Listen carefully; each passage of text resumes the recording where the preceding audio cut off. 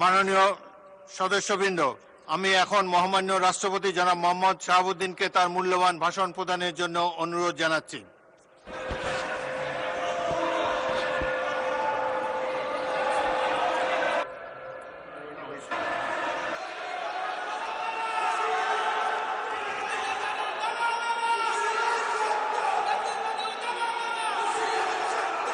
আমন্ত্রিত অতিথিবৃন্দ,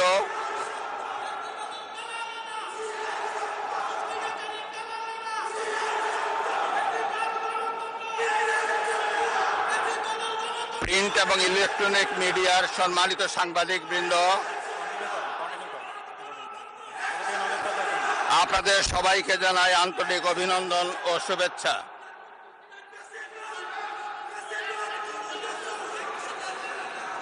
জনাব স্পিকার,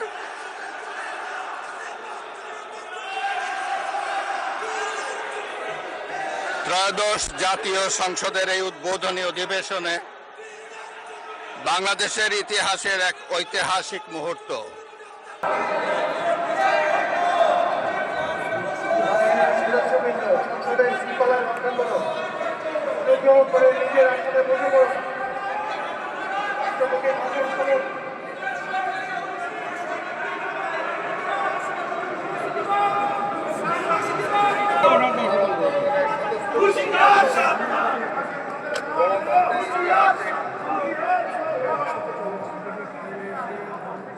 বিএনপির চেয়ারম্যান জনাব তারেক রহমানের নেতৃত্বে বর্তমান জাতীয় সংসদে বিএনপি ও সমমনা দলগুলোর আসনে বিপুল ভোটে জয়লাভ করেছে।